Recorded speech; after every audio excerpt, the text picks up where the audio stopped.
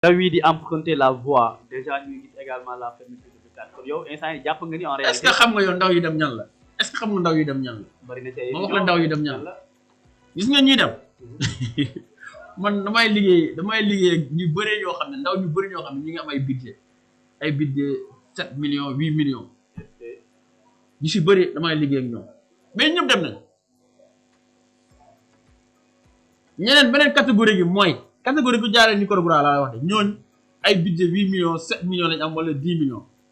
parce que xam nañu li ñu investir nii su yàgg dañuy daanu ñu dem yaa ngi koy dégg bu yàggee dañuy daanu ñu dem am ñoo xam ne nii ñoom seen budget mu ngi yem si 1 million 500 000 800 000 ñoo jar géej mais ñi nga xam ne seen budget mu ngi toll si au delà de 6 jëm kaw ñoom ñëpp jaar nañ dagg nañ bee jaar ñu ko dem ñeneen ñooy rey seen bopp ci gaal mooy 500 000 yeeg 800 000 yi 400 000 yi. ñooñu mais Diop naka la nit di amee budget 7 millions 8 millions à ton avis. waaw lan mooy nekk quand même motif. le fait que nga jógee nga am 7 millions 8 millions nga jóge fii après nga dem emprunter la voie. da ngaa comprendre xam nga looy comprendre mooy tey di nga gis benn waay yor magasin am di ko ay marchandises ba mu fees di liggéey di fay impôt di fay taxe